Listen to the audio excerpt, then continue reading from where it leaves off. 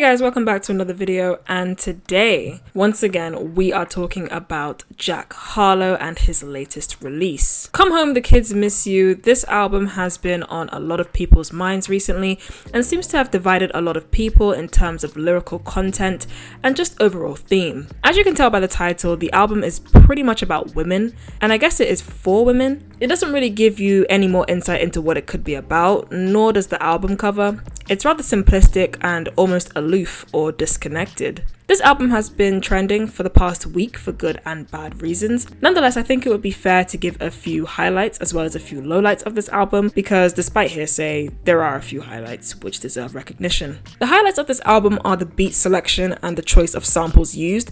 The beats are quite calm, they have a very early 2000s feel, probably because a lot of early 2000s music has been sampled. Jack Harlow samples some classics on this album. This is quite a solid list of samples to use, and it's quite impressive that he managed to get a lot of these cleared. They're obviously fan favorites, and you shouldn't really go wrong with samples as elite as this. The guest vocals on this album deliver every time, bar one. Even Snoop Dogg simply speaking on Young Harleezy sounds good in the second half of the song. Snoop Dogg generally just fits this type of beat very well naturally. Although I wasn't really a fan of his Ayo Jack, Mac bar.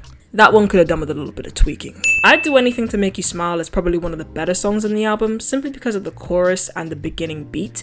Out of all of the songs on this album, I definitely believe that this and First Class have the best choruses, and overall are kinda cool to listen to. The sample on Lil Secret is, in my opinion, fantastic. The beat of this song literally reminds you of probably cruising on a summer's day.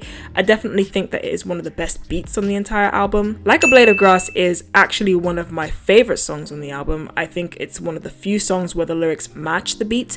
When I listen to this song, I don't think, what the hell is this guy even talking about over this beat? I feel like sonically it is one of the best songs on the album from Jack. It makes complete sense and is a great attempt from him to mix R&B with hip hop. I also think that Jack should definitely release this as a single. I also quite like the fact that Jack makes a conversation between himself and a girl on the song. This could be considered corny, but out of quite a few songs on this album, this song is at least a little bit of silver. I appreciate that the song is short. I much prefer when Jack knows when to stop a song instead of adding things which aren't really necessary. Overall, it's definitely one of the better cuts on the album. It's got a little Bobby V slowed down vibe to it, mixed with Jay-Z Excuse Me Miss. Definitely one of the more solid cuts of the entire album. Nail Tech actually might be Jack's best song on the entire album, which is crazy because most of the time when people listen to an album, the commercial single isn't usually their favorite song on the album. Jack keeps up the tempo with this song.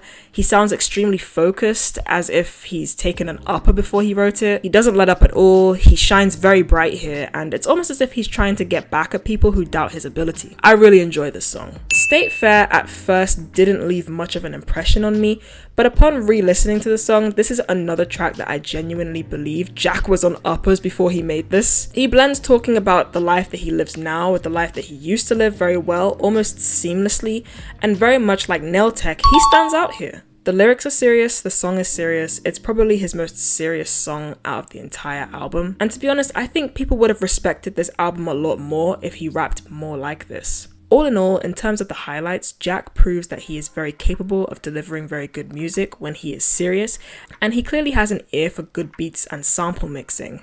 Now let's get into the lowlights, shall we? Yeah, I think we should, because there's quite a few.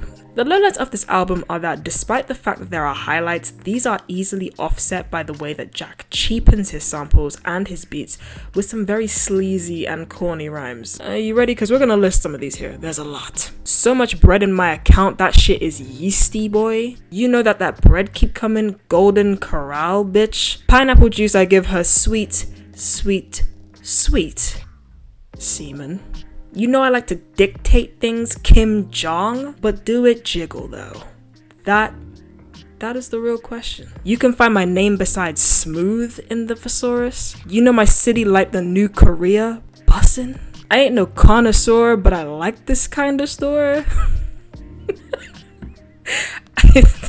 I don't know what to say. I don't know what to say, guys. There's definitely more, but those are the ones that I picked out. Talk of the Town is probably one of the most boring album intros I've heard in a while.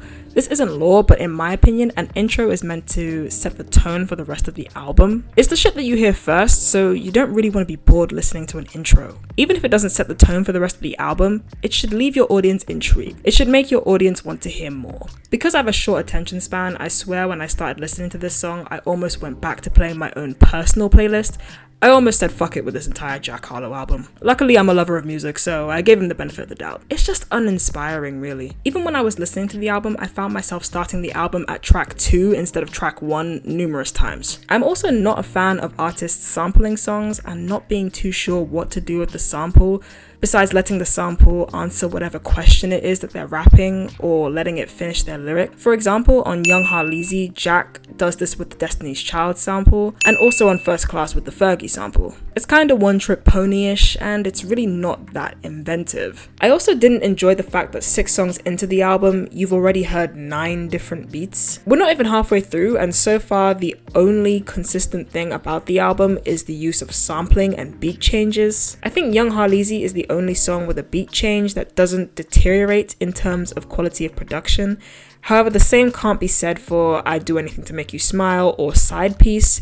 The beat changes are unnecessary and take the songs from seasoned to bland. The constant switching also gives off the impression that Jack Harlow couldn't choose what beat to consistently stick with, so he just chose all of them. Despite First Class being the obvious choice for a commercial single, it's very dry and the chorus definitely outshines anything Jack has to say. I can definitely see this song being one where people turn up for the chorus and mumble the rest of the lyrics. This is not the only song where another verse outshines Jack, however, as on Churchill Downs, which I have put in my lowlights, not because I didn't enjoy the song. It is here simply because I didn't like the fact that Jack allowed Drake to completely blow him out of the water with his verse as a feature. I really don't feel like Jack even puts up a fight with Drake lyrically on the song. It's like he knew everyone was just waiting for Drake's verse, so he just talked until Drake came on. Churchill Downs is also in the lowlights because it's not Drake's song, it's Jack's. It's for Jack's album in which he's trying to develop a fan base. Drake had no reason to wash him on this song. Jack has the capability. Jack should have put up his best bars for the song, but after listening to Drake, you even forget that Jack Harlow's even on this. And for that reason, I can't allow it. I can't allow for this song to be in my highlights despite liking the song, because I'm judging Jack, I'm not judging Drake. Lil Secret is another song in which I believe that the beat outshines Jack in droves, which is crazy because why is a beat outshining you? Why does nobody talk about how Jack Harlow rhymes extra with extra so many times on Dua Lipa? The holy trinity of god-awful songs on this album is definitely Movie Star, I Got a Shot, and Parent Trap. The chorus of I Got a Shot is very childish. It literally sounds like a nursery rhyme. It's not interesting at all either. It's really a filler track. Movie Star is terrible, not just because of how lazy and forgettable Jack is on this song, but also because Pharrel fails to be a saving grace here. His production is bad and his chorus is so weak it's almost shocking because we know Pharrel can do so much better. I can see the following line, but do it jiggle though, being a trend or very popular at Jack's concerts at least. Parent Trap is drab. There's nothing interesting about this song. I almost feel like Timberlake should have just stripped the song of all lyrics and sold it to Lo-Fi Girl, because the beat is boring study music. Poison just missed out on being a part of the holy trinity of terrible songs. I think the only reason why I didn't put it there was because of how much it reminds me of Mrs. Officer by Wayne and Bobby V. Other than that, it sounds like a song Drake rejected and recommended to Jack. Lil Wayne's autotune doesn't really fit with this song at all. I appreciate they tried to recreate a bit of wee wee wee, but it's just a little strange and out of place. Kind of like what I just did there. In conclusion, I give this album a solid 5 out of 10. It's incredibly average, boring, and just not very insightful. I have listened to the album non-stop all week, and I don't think I'll return to this album at all. It's failed to keep my interest past the week I was reviewing it, unlike Future's I Never Liked You record, which I did a review on that. You should also go and check that out. Future's I Never Liked You record is heads and tails above this. However, this is a slightly unfair comparison because Future is a lot more seasoned, so I will give Jack the benefit of the doubt here. I really wanted Jack's charisma to shine through on this album, but this album screams senior trying to attract freshmen, or in the UK we'd call it third year trying to attract first year. The entire thing just sounds like Jack Harlow trying to pick up women in a bit of a sleazy way. It's not effortless or polished, which is very underwhelming for somebody who has 6 mixtapes, 2 EPs, and an album already. The album really doesn't talk about much else besides women and Jack's newfound fame. Despite having some absolute heavy hitters in terms of features and samples,